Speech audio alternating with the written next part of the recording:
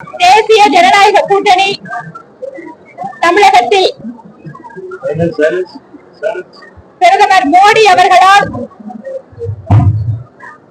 மதுராந்தகத்தில் அறிமுக கூட்டம் நடத்தப்பட்டு தமிழகம் முழுவதும் கூட்டணியில் இருக்கின்ற அத்தனை அரசியல் கட்சிகளும் களத்திலே ஒருங்கிணைந்து தேர்தல் பணியை துவக்கி இருக்கிறோம். இன்று காலை கோவை மாநகர் மாவட்டத்தின் சார்பாக உங்கள் குரல் எங்கள் செயல் என்கின்ற ஒரு செயலியை அறிமுகப்படுத்தி இருக்கிறோம். அதை பார்த்த பின்பாக எங்களுடைய தமிழகத்தினுடைய இணை பொறுப்பாளர் திரு சுதாகர் ரெட்டி அவர்கள் இதை தமிழகம் முழுவதும் எடுத்து செல்வதற்கு நாங்கள் முயற்சி செய்கிறோம் என கூறியிருக்கிறார். அதாவது ஒவ்வொரு வீடுகளிலேயும் சென்று பாரதிய ஜனதா கட்சியினுடைய நிர்வாகிகள் மக்களிடம் அவர்களுக்கு இருக்கின்ற குறைகளை பற்றி கேட்பதற்கான ஒரு செயலி அது. ஏற்கனவே எங்களுடைய தேர்தல் அறிக்கை குழுவினுடைய தலைவர் திருமதி தமிழிசை சவுந்தரராஜன் அவர்கள் ஒவ்வொரு மாவட்டத்திற்கு வாகனத்தின் வாயிலாக மக்களிடம் கருத்துக்களை கேட்கின்ற ஒரு வாகன பேரணியும் தொடக்கி வச்சாங்க. இன்று கோவை மாவட்டத்தில் அதனுடைய குழுவிலே இருக்கின்ற பேராசிரியர் கனகசபாபதி அவர்கள் அவர் இந்த பகுதியில் இருக்கக்கூடிய இந்த தேர்தல் அறிக்கைக்கான இந்த செயலியோடு இணைந்து அவர்கள் மக்களுடைய எதிர்பார்ப்புகளை எவ்வாறு தேர்தல் அறிக்கை இருக்க வேண்டும் என்பதற்காக இந்த பணியில் தீவிரமாக தன்னை ஈடுபடுத்திக் கொண்டிருக்கிறார். மோடி முகாம் என்கின்ற இந்த முகாம் இன்று நூற்றுக்கணக்கான முகாம்கள் ஏற்கனவே நடத்தப்பட்டிருந்தாலும் கூட தேசிய ஜனநாயக கூட்டணி கட்சிகளோடு இணைந்து இந்த மோடி முகாமை இப்போது நடத்தி கொண்டிருக்கிறோம். அண்ணா திராவிட முன்னேற்ற கழகத்தினுடைய பகுதி கழக நிர்வாகிகள் உள்ளிட்ட வார்டு நிர்வாகிகள் அத்தனை பேரும் தங்கள் பகுதியில் இருக்கக்கூடிய பொதுமக்களோடு இணைந்து இந்த மோடி முகாமிலே இங்கு செயல்படுத்தக்கூடிய ஒவ்வொரு திட்டங்களிலேயும் பங்கு பெறுவதற்காக வந்திருக்கிறார்கள். அவர்களுக்கும் இதற்கு ஒத்துழைப்பு கொடுத்து இந்த நிகழ்ச்சியை சிறப்போடு ஏற்பாடு செய்து ஒருங்கிணைத்துக் கொண்டிருக்கக்கூடிய எங்கள் கட்சியினுடைய நிர்வாகிகளுக்கும் கோவை மக்கள் சேவை மையத்தினுடைய தன்னார்வ தொண்டர்களுக்கும் இந்த நேரத்தில் எங்கள் நன்றி.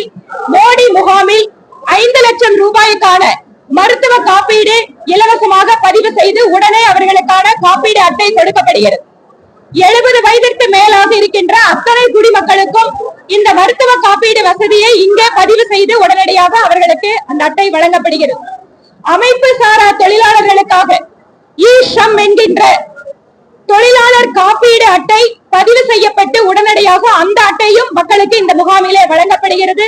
இவை இல்லாமல் செல்வ மகள் திட்டம் பிரதமர் மோடி பெண் குழந்தைகளுடைய முன்னேற்றத்திற்காக கொண்டு வந்திருக்கின்ற செல்வ மகள் திட்டத்தில் தபால் துறையினை சார்ந்தவர்கள் இங்கேயே அவர்களுக்கு சரியான ஆவணங்களை சரிபார்த்து பதிவு செய்து அவர்களுக்கு முதல் தவணையாக ரூபாய் 250 நாங்களே செலுத்தி அவர்களுக்கு அந்த சுகன்யா சமிருத்தி செல்வ மகள் திட்டத்தில் பெண் குழந்தைகளுக்கு பதிவு செய்து கொடுக்கிறோம். இவை இல்லாமல் பிஏஜி மருத்துவமனை, சங்கரா கண் மருத்துவமனை வாயிலாக ஒரு முழுமையான மருத்துவ முகாமும் இந்த மோடி முகாமோடு சேர்ந்து ஏற்பாடு செய்யப்பட்டு வருகிறது. இப்படி இந்த மோடி முகாமிலே இந்த பகுதியை சார்ந்த மக்கள் அனைவரும் பலன் பெறத்தக்க வகையிலே இங்கு ஆயிரக்கணக்கான நபர்கள் இன்று நாள் முழுவதும் இந்த மோடி முகாம் இந்த பகுதியில் நடைபெறும். அவர்கள் அத்தனை பேரும் இந்த மோடி முகாமில் பயன்பெற வேண்டும் என்பதுதான் எங்களுடைய இலக்கு. இவை இல்லாமல் மக்கள் எங்களை பார்த்த உடனே இங்க இருக்கக்கூடிய சிவிக் பிரச்சனைகள், ரோடு, தண்ணி, லைட்டு, இந்த மாதிரி பிரச்சனைகளுக்காக உடனடியாக எங்களை அணுகுகிறார்கள். கோவை என்பது ஒரு வளர்ச்சி பெற்ற மாவட்டம். அதிலும் குறிப்பாக நகர பகுதிகளில் கூட இத்தனை ஆயிரம் மக்கள் இத்தனை பிரச்சனைகளோடு வருகிறார்கள் என்றால் இந்த திராவிட மாடல் திமுக அரசு என்பது முழுவதுமாக தோல்வியடைந்த மாடல் என்பது நிரூபணமாகிறது. அது மட்டுமல்ல, இங்கு இருக்கக்கூடிய பெண்கள், குறிப்பாக போதைப் பொருளினுடைய பிரச்சனையால் பாதிக்கப்பட்ட பெண்கள் இங்கு எங்களிடம் சொல்கிறார்கள், எப்போது இந்த ஆட்சிக்கு முடிவு கட்ட போகிறீர்கள் என்று கேட்கிறார்கள். ஆனால் மாநிலத்தினுடைய திராவிட மாடல் முதல்வர் அவர் இன்னொரு கனவில் இருக்கிறார். அவருக்கு ஒரு கனவு இருக்கிறது, திரும்பவும் நாம ஆட்சியை பிடிச்சிருவோம் அப்படின்னு. அதனாலதான் மக்கள் கிட்ட உங்கள் கனவு என்னன்னு கேட்கிறார். நாங்கள் சொல்கிறோம், மரியாதைக்குரிய முதலமைச்சர் அவர்களே, எங்களுக்கு ஒரு கனவு உண்டு, தமிழகத்தினுடைய மக்களுக்கு ஒரு கனவு உண்டு. திராவிட முன்னேற்ற கழக மக்களுக்கு எதிரான ஆட்சியை வீட்டுக்கு அனுப்ப வேண்டும் என்பதுதான் தமிழக மக்களுடைய கனவு. இந்த கனவினை நிச்சயமாக 26 தேர்தலில் மக்கள் நிறைவேற்றுவார்கள்.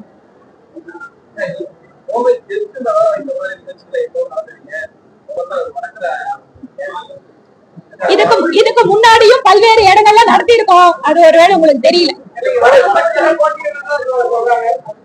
வடக்கு தொகுதியில போட்டியிடுறத பத்தி கட்சியோட தலைமை அறிவிக்கும் போது பாத்துக்கோ. அதெல்லாம் கட்சி முடிவு பண்ண வேண்டியது.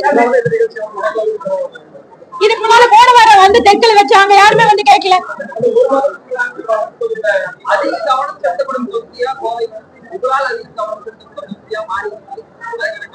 பாரதிய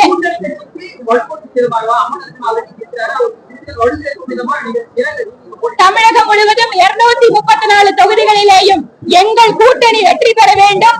அண்ணன் எடப்பாடி பழனிசாமி அவர்கள் முதலமைச்சராக வேண்டும் என்பதற்காக இந்த மாதிரி ஆயிரக்கணக்கான முகாம்களை நடத்துவதற்கு பாஜக தயாராக இருக்கிறது.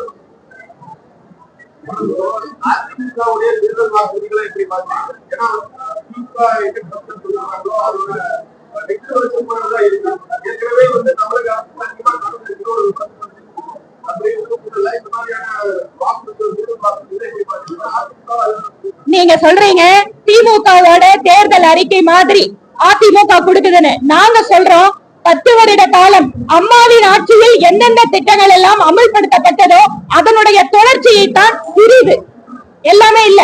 ஸ்கூட்டர் திட்டத்தை நிறுத்திட்டாங்க, தாலிக்கு தங்க நிறுத்திட்டாங்க, லேப்டாப் நிறுத்திட்டாங்க. இந்த மாதிரி எதெல்லாம் மக்களுக்கு பெண்களுக்கு நன்மை செய்கிற திட்டங்கள் எல்லாம் அதிமுகவினுடைய திட்டங்களை நிறுத்திவிட்டு இவர்கள் ஏதோ புதிதாக செய்வது போல ஒரு நாடகத்தை நடத்தினார்கள். அதனால இது வெர்ஷன் 2 அல்ல. இங்கு அண்ணா திராவிட முன்னேற்ற கழகத்தினுடைய தேர்தல் அறிக்கையில் என்ன வாக்குறுதி கொடுக்கப்பட்டிருக்கிறதோ அதை நிறைவேற்றுவதற்கு மத்தியிலே இருக்கின்ற பிரதமர் மோடி அரசு முழுமையாக துணை நிற்கும்.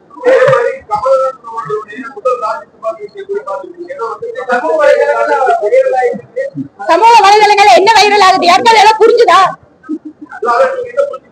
எனக்கு ஒண்ணு புரியலைங்க. எனக்கு ஒண்ணு புரியல. உங்களுக்கு ஏதாவது திரு கமலஹாசன் அவர்களோட பேச்சு புரிஞ்சுதான்னு சொல்லுங்க. ஏற்கனவே கோவை மக்களுக்கு அவர் பேச்சு புரியாதாலதான் அவர் அனுப்புனாங்க. ஆனா அவர் எதற்காக நிறுத்தப்பட்டாரோ அந்த முதலாளிங்க அவரை டெல்லி அனுப்பிச்சிருக்காங்க. இப்ப அந்த முதலாளிங்களுக்காவது அந்த டெல்லியில அவர் நியாயம் பண்ணக்கூடாதா?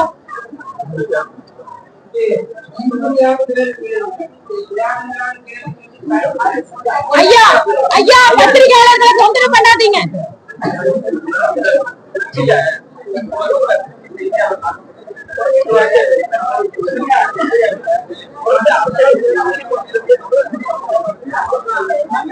அந்த சகோதரர்களே, மீடியா சகோதரர்களுக்கு ஒன்றை சொல்லிக் கொள்ள விரும்புகிறேன்.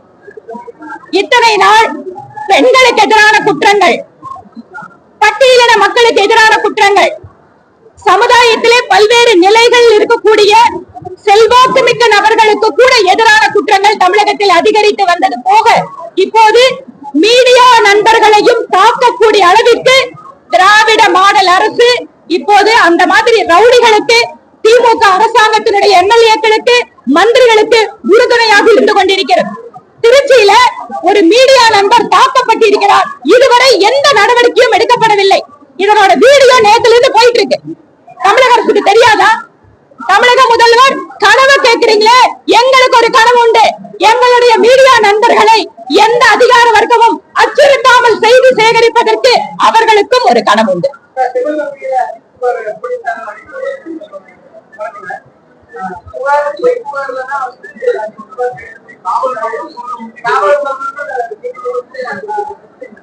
காவல் மரணம் அப்படின்னு உறுதிப்படுத்தின விஷயத்தை ஏற்கனவே அந்த சம்பவம் நடந்த போதே நாங்கள் சந்தேகத்தை வெளிப்படுத்துறோம். அஜித்குமார் அவர்களுடைய அந்த லாக்அப் மரணத்துக்கு இந்த தமிழக அரசு சரியான நீதி கொடுக்க வேண்டும். இதற்கு முன்பாக இப்படி சம்பவங்கள் நடைபெறுகின்ற பொழுது முதலமைச்சர் ஸ்டாலின் அவர்களும் அவரோட குடும்ப உறுப்பினர்கள் எல்லாம் டூர் போயிட்டு இருந்தாங்க. இப்போது மாநிலத்தினுடைய முதல்வர் அந்த மாவட்டத்திற்கே சென்று போது கூட அந்த குடும்பத்தை அவர் சந்திக்கவில்லை. திராவிட மாடல் அரசு எந்த அளவுக்கு சீரழிக்கிறது தமிழகத்தை என்பதற்கு அந்த வழக்கும் ஒரு உதாரணம். PMK has no right to talk about Jananayaga. நீங்க ஜனநாயக படத்தை கேக்குறீங்களா இல்ல ஜனநாயகம் அவங்க விமர்சனத்தை கேக்குறீங்களா? இல்ல அந்த you gave a statement the criticizing yes. Because yesterday our honorable chief minister has tweeted in his account in X saying that Rahul Gandhi's questions were not answered in the parliament. Why the central government is afraid of his question, for which I have answered, Mr. Stalin, why your speaker is not allowing my question in the assembly? Then what right the DMK government is having to talk about the democracy? This is my question. When I am talking that why the honorable chief minister is not extending his wishes for Hindu festival, the speaker here, he has expanded my speech. Is this a democracy? And what right Mr. Stalin is having to talk about the central government democracy?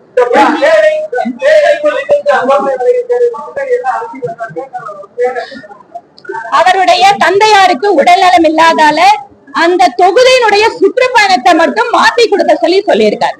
உடனே ஏதோ ஒரு பூதாகரமான பிரச்சனையாக அதை மாற்றி அவர் ஏதோ இதுல பின்னால் ஏதோ அரசு எதுவுமே கிடையாது. அன்புக்குரிய சகோதரர் திரு அண்ணாமலை அவர்கள் சட்டப்பேரவைக்குள்ளாக நுழைய வேண்டும் என்பது எங்கள் அத்தனை பேருடைய விருப்பம்.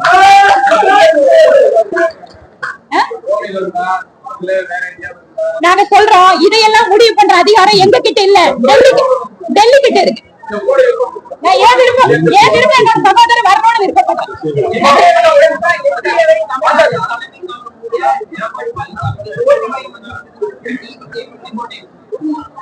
அதாவது திரு செங்கோட்டையன் அவர்கள் ஒரு முதிர்ந்த அரசியல்வாதி. ஆனால் காலத்தினுடைய கொடுமை காரணமாக அவர் இப்போது கட்சி ஆரம்பித்திருக்கிற நடிகரோடு சேர்ந்து நிற்கிறார் என்பதை பார்க்கின்ற பொழுது எங்களுக்கு வேதனையாக இருக்கிறது. இப்போது அண்ணா திராவிட முன்னேற்ற கழகத்தில் இருக்கின்ற அத்தனை பேரும் இணைந்திருக்கிறார்கள், பலமானதாக மாறிக்கொண்டிருக்கிறது.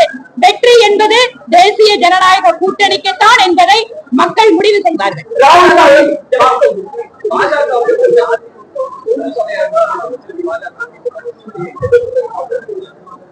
திராவிட முன்னேற்ற கழகத்தை அவர்களுடைய குறிப்பாக பட்டியலின சமுதாயத்திற்கு எதிரான கொடுமைகளை பற்றி பேச முடியாத காங்கிரஸ் கட்சி தலைவர் யாருக்கு யார் தொங்கு சதையாக இருக்கிறார்கள் என்பதை சட்டப்பேரவையில் நாங்கள் பார்த்துக் கொண்டிருக்கிறோம். ராகுல் காந்தி சீக்கிய சமுதாயத்தை கேவலப்படுத்திருக்கார்.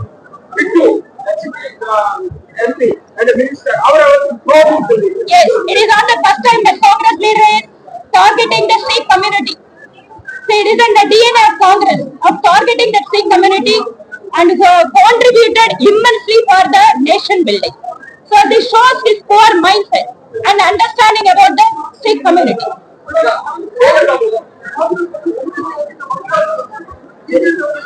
என்ன எங்களோட கூட்டணி பலமான கூட்டணிங்க.